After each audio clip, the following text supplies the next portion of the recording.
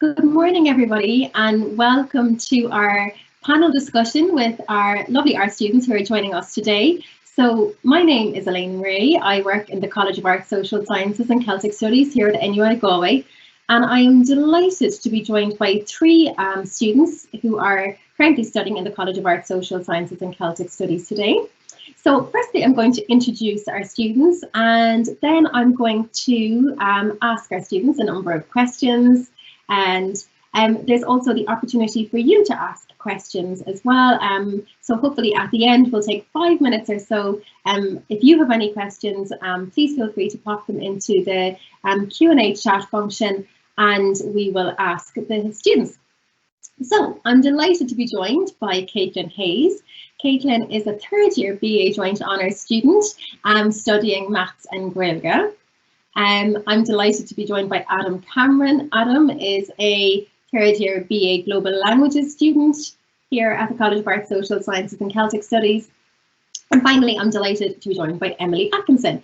Emily graduated with a BA Joint Honours degree with Psychology and Sociology and Politics as her two subjects, and is now doing the Higher Diploma Conversion course in Psychology.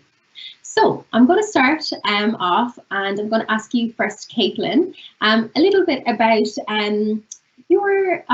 your path to making a decision about the course that you wanted to study. So you were probably in the shoes of many of our viewers only a short few years ago. How did you decide what course you wanted to study here at NUI Galway? Well, I guess for me, I didn't really know exactly what it was I wanted to do. So teaching was always in the back of my mind, but I didn't want to close myself off and just get a teaching degree. So I was kind of looking into, okay, teaching was what I kind of thought, but then I was thinking, okay, maybe like financial maths is also something I'm interested in, and also media.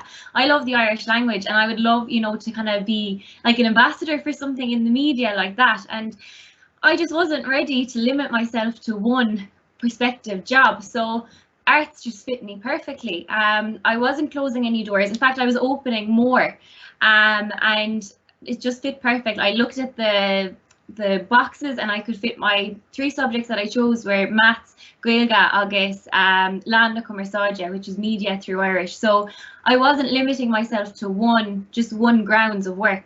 I was opening up my options, so arts was a no-brainer. Brilliant, thank you so much. And how did you go about selecting your subjects? So you said you studied, or you chose Maths, Gaeilge and Landa Commerciaide as your three subjects in first year. So how did you decide those three, and then you decided to continue with Maths and Gaeilge, is that correct, then into your second year? Yeah, that's it exactly. So Maths and Gaeilge were kind of my two, so for teaching, those were my two basics, because obviously they're two school subjects. And then I chose Landa Commerciaide as kind of like I don't want to say a fun extra, but it was something I'd never explored before. Obviously, we're all in the media, so just in case anybody isn't familiar with it, Landa Commerciaide is basically a media through the medium of Irish. So it was something that I'd never explored before, and like we're all consumers of media every day, be it Instagram or the news on television or on the radio. So there's no escaping it in today's life, and I really just wanted to get a background to that. As I said, it was something I hadn't explored before, so it was just something fun. And then Maths and Irish did exactly what it says in the tin. So and then I chose to keep going with Maths and Irish because when I was doing Landa Commerciaide, I really enjoyed it, but it was a lot more practical work than I had perceived. And I have that grounding, so I feel like I'm still, even though I only did a year of it, I feel like I have a good basis. So if I were to come back to it, it would be easy to add on to it.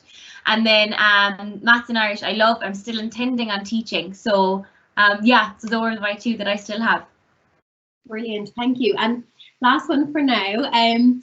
I know that when you study Gaeilge as part of the BA Joint Honours degree, you spend your third year in the Gaeltacht for one semester, and then usually on an Irish language work placement then for the other semester. And obviously with COVID, that wasn't possible. So can you just explain, I suppose, the change in structure? And I presume you're going to now next year instead go on your Gaeltacht placement and your Irish language work placement. Yes, yeah. So I am currently in 3rd year. So in an ideal world, I would have spent first semester of this year in the Gaeltacht and second semester on my placement, as you said. But we're not in an ideal world at the moment. So basically what I did was I swapped my 3rd and my 4th year. So I spent this year studying online, doing all my 4th year modules. So just like all the other students in the country, I was online. And then hopefully all going well, as things open up and improve, we should be able to go to the Gaeltacht in September and spend 12 weeks in the Gaeltacht. I chose to go to Donegal, up to Rigour. So yeah, I'm really excited, and hopefully we'll be able to do that in person. And then this time next year, I should be just finishing up my Irish work placement, which I have chosen to do in an Irish secondary school, a man's school along Gaeilge. So really looking forward to that, and hopefully all will go to plan for next year. Oh, brilliant. Yeah, and everything crossed that you'll be able to fulfill those things are looking hopeful, so definitely. Emily, can I come to you next? So Emily, psychology is such a popular area of study, either as a subject in the joint honours degree or in the denominated BSc psychology. So you did psychology as one of your subjects in your arts degree. Can you just tell us a little bit about that process of studying psychology through arts? Yeah, so psychology was one of my 3 subjects in 1st year. So I chose psychology, Soc and Pol, which is sociology and politics, and philosophy, and they're really good subjects to complement each other. And to get into 2nd year for psychology, you need to be in the top 100. So normally there's about 600 people who take psychology in 1st year as an art subject. But the thing you've got to remember is not everyone continues psychology, so it's not as competitive as it may seem, because some people might be doing other denominated subjects. They might just have a general interest in psychology.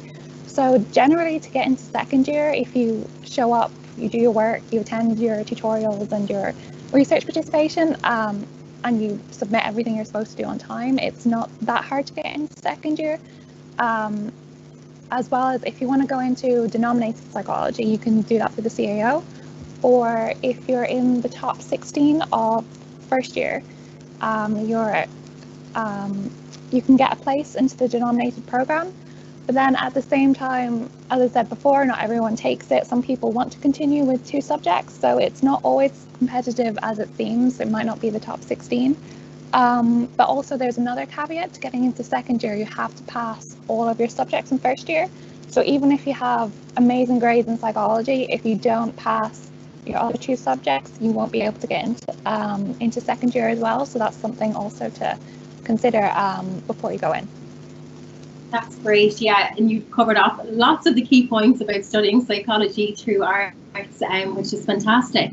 And you're now doing the higher diploma conversion course in psychology, so in essence that gives you the same qualification and as if you've come through the BSc psychology. Is that correct? Yeah. So when you do psychology, psychological studies and have a 2nd subject, you only do 3 modules of psychology per semester, whereas in the denominated program, you do 6 modules. So basically this year, I'm taking all the modules that I missed out on in my 2nd and 3rd year of my undergrad. And the main part of that is the research project. So the research is 15 credits, which is approximately 3 modules, I think. So it's a huge part of the year. And to get your PSI accreditation, you need to complete a HTIP conversion. So with the PSI accreditation, it means that you'll be able to do any postgrads to do with psychology or work as an assistant psychologist. So the PSI accreditation is the Psychological Society of Ireland. So they're the ones who make sure that all psychology students have the same grounding, have the same understanding and learning, to make sure that if you go into the field of psychology, everyone knows the same things. So you have to get this accreditation to progress any further in psychology. So the HTIP is what's offered to NUIG students to make sure that anyone who wants to go into psychology, they have that there for them. Brilliant. Emily, you're doing a fantastic job of explaining this. It's really great, and it's because it's always questions that we get from students about studying psychology through arts, and then the conversion course and how it's accredited. So that's really great. You also mentioned that your other subject that you studied for your joint honours degree was political science and sociology, or SOC and Paul as it's most commonly known in NUI Galway. Can you just tell us a little bit about studying SOC and Paul, and I suppose so what kind of things that you studied as part of the subject? Yeah, so SOC and Paul is quite broad in the sense that you can really concentrate on the sociology aspect if that's what you're more interested in, or the political aspect, or you can do a mix of two. So in the second year, so in the first year, it's basically just an introduction to the whole like theory and practical side of sociology and politics. And in the second year, you can kind of decide if you're more interested in sociology or politics, or I did a mix of both, which I found really good. Like one semester I concentrated more on politics, the other sociology. And then in third year, I don't think there's any core modules, so you can basically choose what you're interested in. So if you're interested in public policy or gender issues or childcare issues, environment, fishing policies, there are just a few in my head that came up. It's very broad and you can really focus what you're interested in. And SOC and Paul goes well with so many other subjects. So I do psychology, but I'm interested in kind of the more social issues and how psychology can help that. So SOC and Paul gave me a great grounding into that, especially because my research was on environmental psychology. But you know, a lot of people take SOC and Paul with law, history, languages as well. And I was just thinking before this kind of what, you know, some of the people I knew who did SOC and Paul, what they've gone on to do. One of my friends did law and SOC and Paul, and she got an internship with UN Women. She was in Geneva, I think, for a while, and now she's in New York with the UN Ireland mission or something. I've got a friend that's in the civil service. A lot of people, if they have a second language, like French or German, they go to work in like an EU institution. Advocacy, it's really a great subject if you're interested in like social issues or political issues, and it goes well with so many other subjects as well. And it was really interesting. Like I kind of was considering, like, did I want to stick with SOC and Paul or go like more psychology? And yeah, it's something that I highly recommend. The lectures are amazing for SOC and Paul. Brilliant, thank you so much. And Emily, I think you've kind of explained really nicely as well the breadth and variety of the different careers that you can have with a BA Joint Honours degree, and depending on the subjects that you choose and the areas that you're really interested in as well. And one of the areas that you mentioned, or a subject, is languages. So I might come to Adam then next on that note, because Adam, you're studying the BA Global Languages here at NUI Galway. So Adam, can I just ask you, could you tell us how you decided to study the BA Global Languages? Well, to be honest, it was the kind of thing where it did kind of just come to me, sort of like a click moment, because I did French in secondary school. That was my foreign language, and I was kind of doing it for a few years or whatever first, and it was fine, you know, it was just another subject. And then I'd say around third year of secondary school, I started to kind of develop an interest in it. I was like, oh, this is something that that's actually interesting, and there's music and there's everything, and I realized that was something I really liked. And then I started to get kind of more into Irish in school as well. And then I'd say in fifth year of school, I kind of thought, yeah, I remember thinking, okay, I definitely want to go on with French in college. And then I started German at that stage as well, and I was like, okay, I don't want to give that up either. And then I was starting to think I'd love to learn Spanish, and that was actually when I found out about the Global Languages course, which was just about to be launched when I was in sixth year. So, because until then I'd been thinking, okay, I'm going to do arts, just normal BA. And then I was like, oh, okay, that's a nice coincidence. This is being launched, and it's exactly what I'm talking about. Because, of course, before Global Languages, you only would have had the option to study 2 languages. For first year, you could have had a third one, but you'd have to drop one. at the end. But with global languages, you can do 3, so that suited me perfectly. Yeah, so it was really just a thing. I realized that's kind of a passion, really. Yeah. That's great. That's really wonderful because, as you've explained, with the BA Global Languages, it is a program that you can study 3 languages. So if any of our viewers today are really interested in languages and want to study 3 languages in their undergraduate degree, the BA Global Languages allows you to do that. And so I presume you're majoring in one of the languages. Is that correct, Adam? Yes. So the way it works is when you start in first year, you either pick 3 languages or else you pick 2 languages and the global languages modules.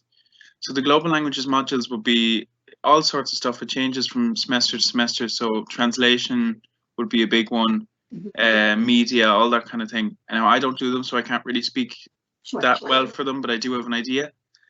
And then basically, so you kind of do all 3 subjects, let's say, evenly in first year.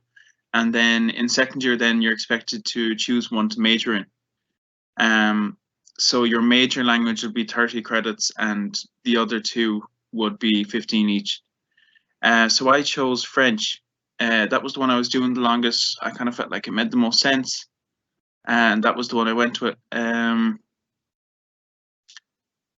Of course, yeah, I mean, actually, just in case anyone's wondering, the languages that are available would be French, Irish, German, Italian, and Spanish. And the only thing is, French, you can't start. French, you have to have done it already in school. You can't start from beginner level. Italian, you can only start from beginner's level, which is strange, but anyway. And then Irish, same thing. You can only start if you've already done it in school, which most people have. But yeah. Yeah, great. And I think so yeah, you're right with French and Irish. So French, if you want to study French as a subject, you'll need a H4 or equivalent in the Leaving Certificate, and Irish you'll need a H5 or equivalent in the Leaving Cert. But I think something that's really coming through, which is really nice, is that you followed, I suppose, what you were really interested in from secondary school and follow that then into the course that you decided to study here at NUI Galway. So you're majoring in French and you're minoring in German and Spanish, is that correct? That's correct. Yeah. So can you tell me, I know you're in your 3rd year now, and like similar to Caitlyn, you would have been due to study abroad this year, and I guess you were going to go to two of the countries where the languages you're studying is spoken. So I'm anticipating that you're now going to be going abroad in September. Is that correct? Yeah. Again, fingers crossed. Yeah. I'm supposed to go to France in September, and then Germany in March, because their second semester starts later than ours. So I think it's March to July or something like that. Yeah. But yeah. So same thing as what Caitlyn says. I chose to completely switch my years. So I'm doing my 4th year now, even though I'm in my 3rd year. I always have to explain that to people. I'm kind of like, yeah, it doesn't really make sense, but nothing really makes sense these days. So yeah, so kind of next year that'll be my last year of the degree, but it's actually what I'm meant to be doing now. I was worried. I still am worried about it, but I am more optimistic now that it's going to happen. I think this seems to be more good news around. And I think, yeah, I think the Erasmus is a great opportunity. I mean, it's like, to me, it's like, I mean, I haven't done it yet, but to me, it seems like an opportunity to kind of experience a new country and a new culture without kind of having to deal with all the problems of actually moving over on your own terms. You know, you get the grant, so you've got a little bit of help there. I mean, you're going to university, it's kind of different environment. Yeah, so I'm very excited about that. Hopefully that works out. That was the thing about the degree that most kind of appealed to me, what I was most excited about. So it's like, it'll be a nice way to finish, hopefully. Yeah. Brilliant.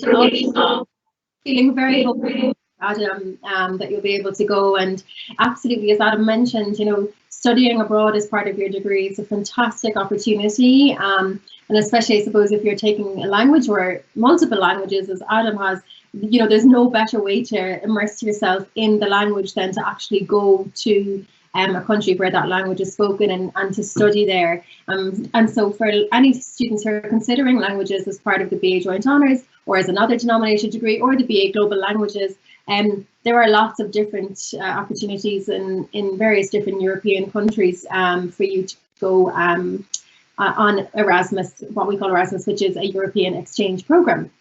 So thank you for that, Adam. Caitlyn, I'm just going to come to you kind of for a last question and a more general question. I'm not overly specific to the course, but I suppose taking out the last year, which has been a real challenge for everyone, what has been your favourite thing about studying in NUI Galway? Well, I actually should have introduced myself first, as I am a Limerick lady, so it was a big decision, obviously, to choose to go to Galway, but that was the first thing I chose. I know all the guidance teachers would be saying, make sure you choose your course before you choose where you want to go, but I chose Galway, and I think Galway chose me. I knew no matter where I was going to Galway.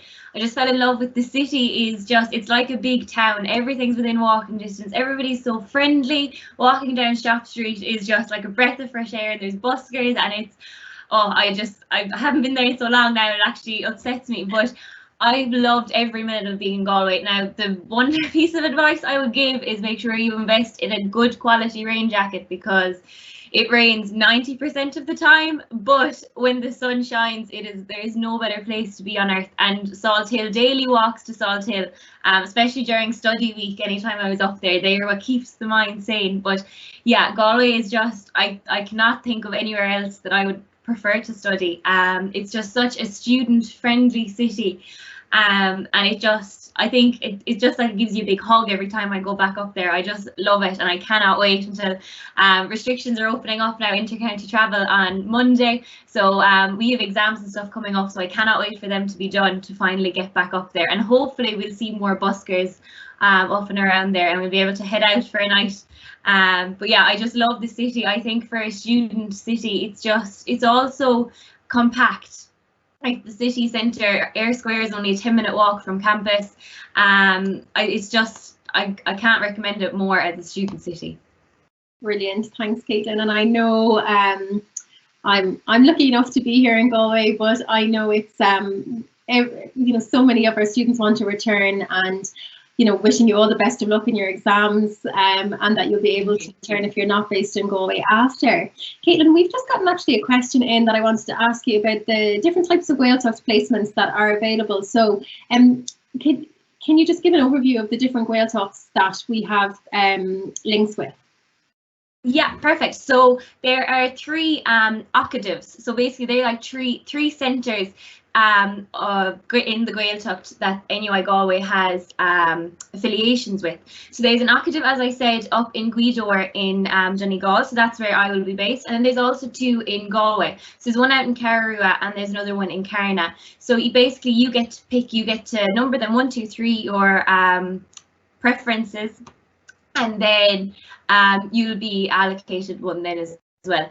And I knew from the start that I wanted to go to Donegal, so yeah, I was lucky I got my first preference. But yeah, just make sure you get them in submitted early once you do get into second year, that once it opens up, make sure you get preference in soon, because I think Carrarua probably is the most popular one. So if it is one that you're interested in, make sure you get that preference in very early. Brilliant, thank you, and hopefully that answered the question for our viewer. Adam, can I just come to you before we finish, and then one last question to you, Emily, after. Just Adam, I suppose you're equipped now with 3 languages, and you're going into your final year. Have you thought about what you might like to do after you finish your course? I have. I think I've thought a healthy amount about it, not too much. Sure. I've always loved the idea of being a translator, so that's definitely something I'd like to look into.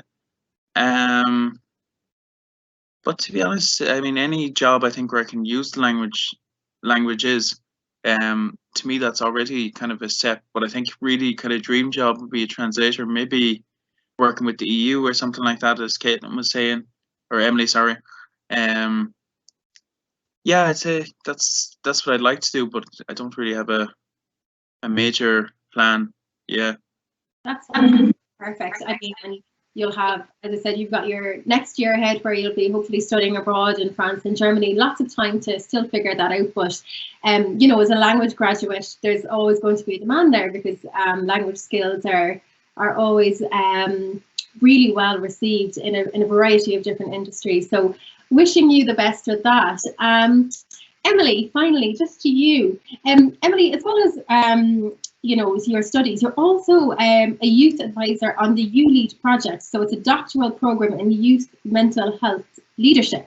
Can you just tell us a little bit about that?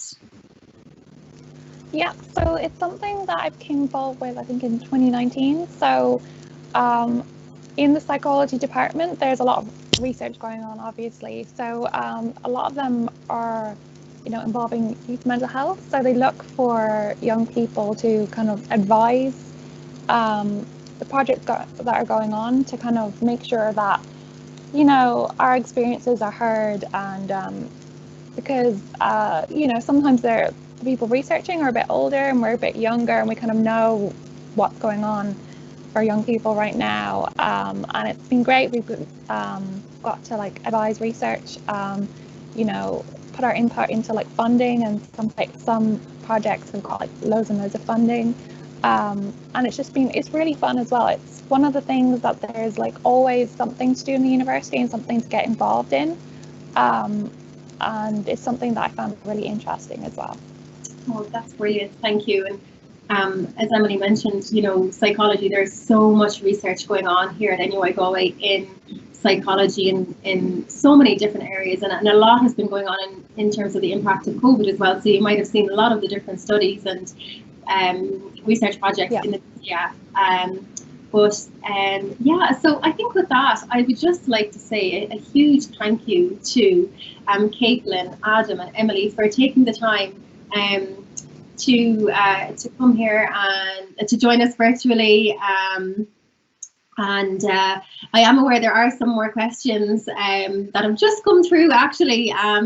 But if you have these questions, please do visit the Arts Q&A. So if you scroll down to the bottom of the Arts Hub page, and you'll see live Q&A, feel free to ask any of those questions in the live Q&A, and we will get back to them. They will be allocated to staff or students in the particular area that you ask those questions to. So please do ask those questions in the live Q&A. We will definitely get to them after this. So again, thank you to the wonderful students that have joined me this morning. Wishing all of our viewers the best of luck today in the open day, and hopefully you'll get lots of information about our different courses that are available here at NUI Galway, and about just the different services that we have at NUI Galway as well. And yeah, I'm going to jump over now to our live Q&A, and that is going to take place over the next 4 hours. So again, any questions you have about any subject or course available within the College of Arts, Social Sciences and Celtic Studies, please feel free to ask it there. So Caitlyn, Adam, Emily, thank you so much again. Wonderful to have you join us, and best of luck in your exams. Bye all.